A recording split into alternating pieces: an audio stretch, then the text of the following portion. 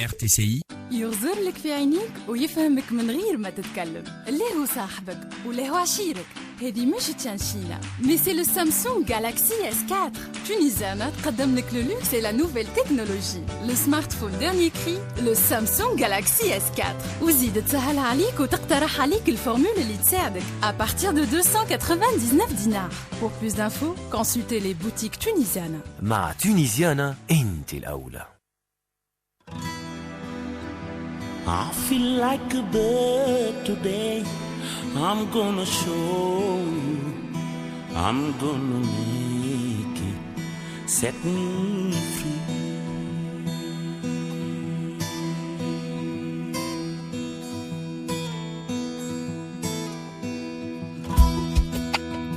C'est un jour qui se lève sur si peu de liberté.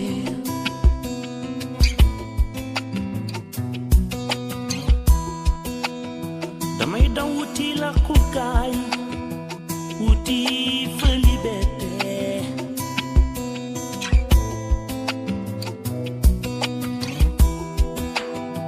Tant de gestes pareils, sans cesse recommencer.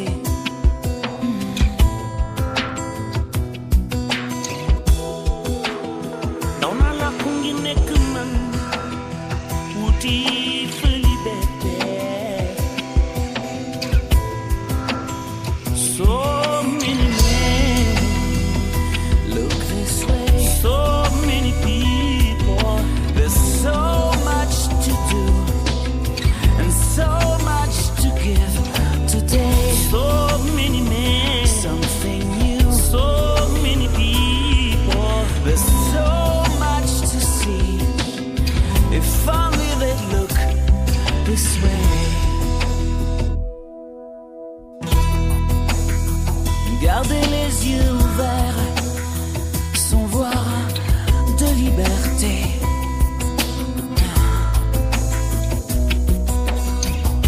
Dawa dawa dawa dawa dawa begenut lenen likantima.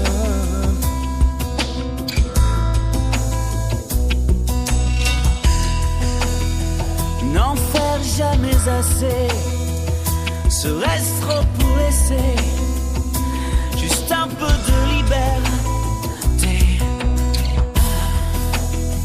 Yemen khami wana li fidalu ko figa ban kurat ban gentle. So many men look this way. So many people. So much to do and so much to give today. So many men, something new. So many people. So much to see today. So many men. I feel like a bird today. I'm gonna so much to give. I'm gonna and so much to do today. So many men. So many people. So many trials. Set me free. I feel like a bird today. I'm gonna show you. I'm gonna make it. Set me free. Just open your eyes. Just open your eyes. Turn around.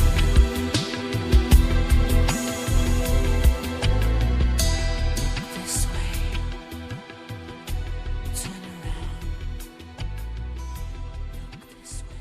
Welcome back. It's English Hour. Our guest today is Mr. Belkacem BOUTAYEB, expert in Islamic banking from Morocco and former international division manager of Dar al-Malil Islamic Group in Geneva between 82 and 86 and the general coordinator of the implementation of the three first Islamic banks in West Africa, Senegal, Niger and Guinea. And he is in Tunisia as part of an event organized to celebrate the third anniversary of Zaytuna Bank and to discuss Islamic banking and and share expertise and experience with Tunisian banking experts. So, Mr. Boutayeb, so we were talking about then the principles of Islamic banking, and we took an example and which would maybe make things clear on why people should choose this system of banking and not a conventional system. And the question right before our music break was about whether there are any restrictions in Islamic banking transactions. Earlier on, when you talked about the main principles, you mentioned something like halal, you mentioned pork, you mentioned alcohol. So can you tell us more about this? Yes. As we were saying before, Islamic banking is ethical first. Being ethical, it will only finance add value projects and sustainable and human development projects. The Islamic Bank will not finance your hotel, for instance, if you cannot guarantee that you are not serving pork, alcohol, having a casino, dealing with gambling, and some other people with armaments, like as I was saying, and speculation. The Islamic financing is at the service of the real economy, tangible assets, not speculation. The Islamic financing is not exclusive to Muslims. You have a lot of Jewish communities, Christians, dealing with Islamic principles. There's more than, at least, there are 5 Islamic banks established in London. That's right, yes. In the city of London, yes. Citibank, first Islamic bank first international bank for years and years, has understood and recognized the profitability of Islamic banking, and they have implemented 14 years ago a fully Islamic bank called City Islamic Bank in Bahrain. And this bank is making like 9 to 12% net revenue, which is very positive and interesting for the investors.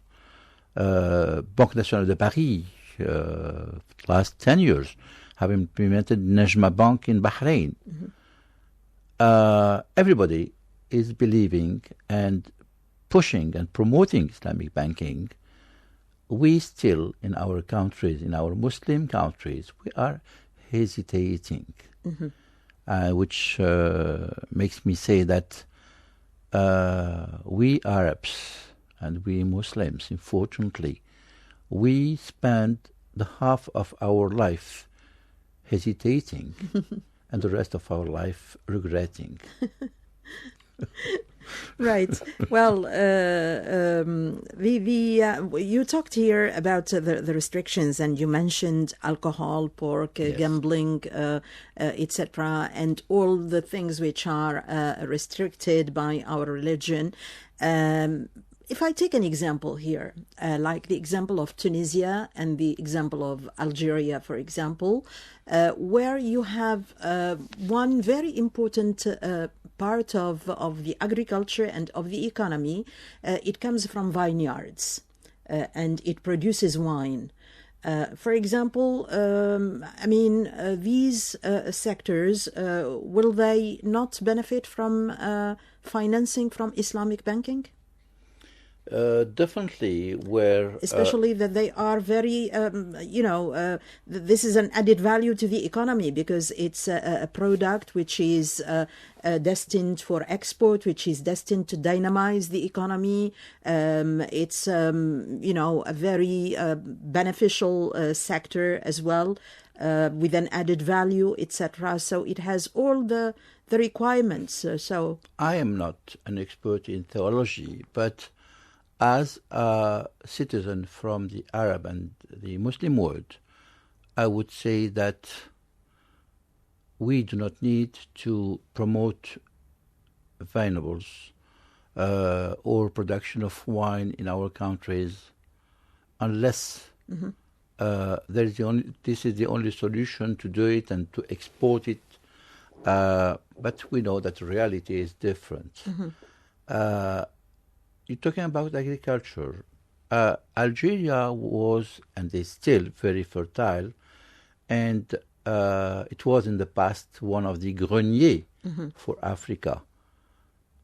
But people are not hard workers, unfortunately. And we need to bring people from China, from Australia, from Asia to develop our economies. And that's something also which is, I cannot understand why we don't rely and the profit workforce. on our internal experiences and expertise to help each other develop the economies where the neighbor has succeeded. We have to take the example and work together. Unfortunately, the economy and the culture are hostages of the politics. Right. There is a lot to be done. Agriculture is one of the necessities to be developed. Small enterprises. Nothing is developed in Libya, in Algeria. I hope that the politicians could be more clever and more citizen to think of the supremacy of the economies and the interest of the populations to work together and succeed together. And these are the principles and the base of the Islamic economy. So if we think that, for example, the Islamic banking is one that encourages the small and medium-sized enterprises, it gives them help. And when we say medium-sized enterprises, we say opportunities for jobs as well, job creation. And if we have one of these or some of these enterprises which are dealing with these restricted if you want, areas of Islamic banking. I mean, is it still a restriction? Would it still be a restriction? Definitely. We are not going to... Even if it promotes like the creation of jobs and which is one of the... No way we can promote creation of jobs in haram products. No way. Not only we do not finance, but we have to fight against it. Right. Because whatever is destroying the wealth, the health, and the mental of people, we should not push and finance it. Right. Okay. We have to finance the willingness, we have to finance the effort, we have to finance the sacrifice, we have to finance the cleverness of the people. Right. And we have to train people to take over and do not depend anymore on external expertise or import our food or whatever. This is incredible, and we have the means and the tools to be among the best economies. Right. Now, people are coming from Spain. We had, on the first 6 months of 2001-3, something like 30,000 Spanish people establishing in Morocco. Some of them are working in our houses and so on. Yes. El Dorado is not anymore in United States, is not anymore in Europe. El Dorado is here and is in sub-Saharan African countries. Right. Okay, so is the economic scene then in countries going through democratic transition or transition periods, is the economic scene ready for the emergence of Islamic banking? Yes, I think these transitions are welcomed to make us realize that the way we have run our economies so far was not the proper way. And Islamic banking is coming with a lot of solutions and financial means, Right. which can finance the economy, finance the individual projects, and finance the solidarity and the thinking together, working together, and succeeding together. Right. What would be then the challenges for the conventional banking systems, maybe that they have to meet, the challenges they have to meet in order to be, the right competitors for Islamic banking? Yes. When you see what's happening since 2008, still our conventional banks in our countries are very comfortable. But they should foresee and have a vision whereby they should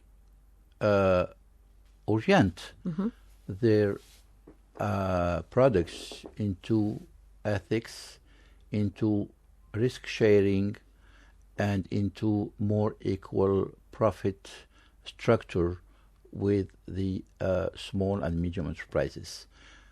90% of our economies are run by small and medium enterprises, and we have to finance them.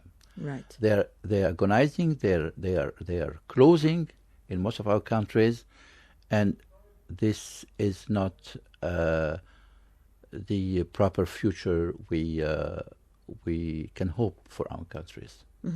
Tell us a little bit about the Moroccan experience in Islamic banking, and how far has it gone? I'm fighting for the last 29 years. The first bank will be established or set up in the first term of 2014, I guess. Inshallah, definitely. Inshallah. We have the new law coming soon, and by, let's say, end September, agreed by the Parliament. And we are hoping that by March 2014, we will have the first Islamic bank implemented in Morocco. Right. So a lot of work then lies ahead. Yes, and I really great Tunisia to be, even with the 3 years anniversary of Azitouna, to be a leader in the Maghreb region for Islamic banking. And I only wish the best for Tunisia, to recover serenity, development, peace, and harmony, and to again become the model for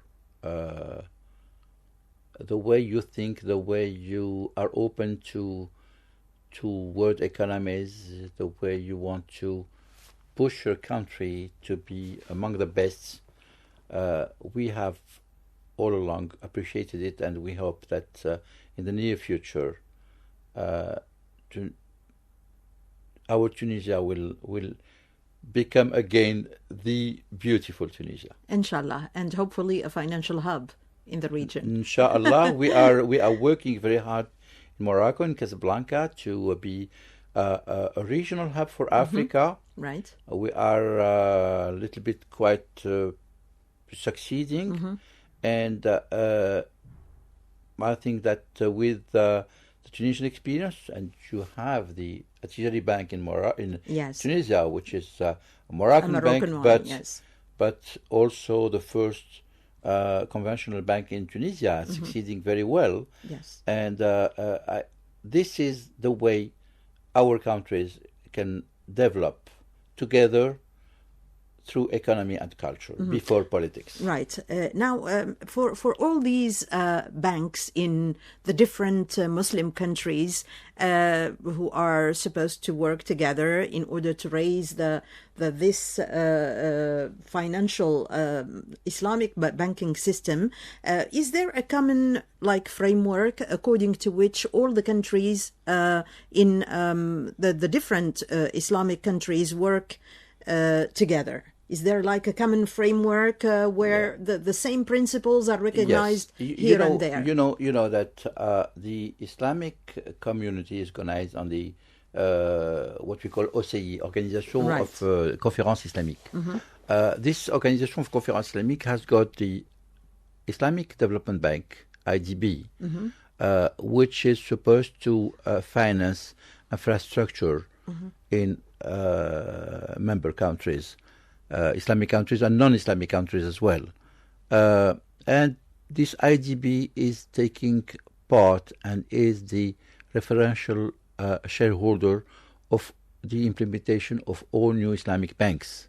Right. And is signing with Azitouna a contract whereby they are the actionnaire de référence. So this institution, with the benediction of Islamic states, would develop more and more Islamic banking in different countries. We also have the Centre Islamique Développement du Commerce based in Casablanca to promote trade between Islamic countries. We have the Islamic Chamber of Commerce in Karachi in Pakistan, which is the Inter-Islamic Chamber of Commerce. And we have the ISESCO, which is the UNESCO for Islamic work based in Rabat. Yes. So the Islamic Conference is trying to cover all the cultural, economic and financial structures specificities of specific each together. Yes. We also have in Bahrain and in Malaysia some regulation, audit, mediation and arbitration organization which the Islamic banks are supposed to be part of it. Right. And definitely we have the Sharia board. Depending on the countries, either it's controlled by the central bank of the country or each Islamic financing institution has got its own Sharia board. Right. The Sharia board is elected by the members of the shareholders community and is supposed to be totally independent and work very strictly on the compliance of the financing products to the Sharia. To the Sharia. Yes. Well, my last question, how did you end up through your international banking experience and expertise to privilege expertise in favor of Islamic banking? Yes. Funny question. I was a child and my father, Allah yarhamu, was a theologian and people, by the way, I was born in Oran, Algeria. All right. And people used to come and kiss his hand every morning and I was very impressed. I was doing that as well because he was my father. And I studied Quran before going to school.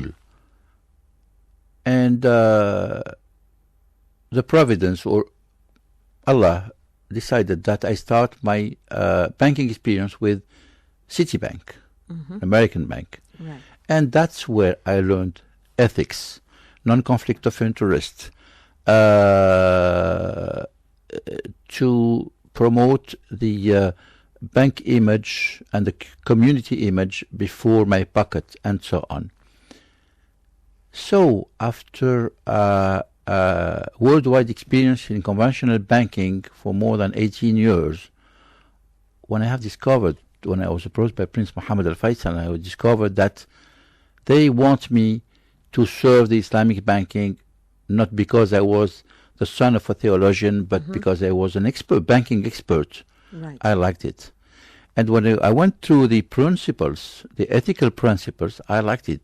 And no way now I can return to a conventional bank, because I can talk about Islamic figures, and I'm not specialized to talk about Islamic theology. And if we do understand that Islam is the answer for economy, that it's a real societal and social integrated economic project for our countries, and that this word of Islam we should not be scared of. We have to be proud of our Islamic principles, and I am talking not about Shariat al-Ibadat, which are the 5 pillars of Islam. That's right. That's personal to everybody. I'm talking about Shariat al-Muamalat, in ad-Din al-Muamalat. And Transactions. Transactions. I'm talking about economy and culture, and this is my Islam. And Islam addressed all that Alhamdulillah. in the Sharia, and there are so many solutions if we are ready to look for them. Definitely, and especially that Islam is open to all religions and to all civilizations and to all cultures, and that's one of the reasons we have to be proud to be Muslims. Well, thank you so much. It was very instructive, and I really learned a lot today about Islamic banking. Thank you so much, and we wish you all the success, and hope to see more collaboration between the banks of the region, because building the Arab Maghreb as well would be a priority in Islamic banking as well, in order to make the sector a little bit more stronger, to maybe when there is an economic crisis as well, we know how to resist that through good Islamic banking principles. Yes. Thank you so much. Thank you, and God save and protect Tunisia. Inshallah. Thank you. And thank you for your visit. Stay with us. Our next track and then a news update in French and the German language program immediately after that with Monsef Labied. I thank you, and I thank Jeanette Wahrani for her technical assistance. You can find the podcast for today's edition on our Facebook page, The English Hour on RTCI. Stay with us and enjoy your weekend.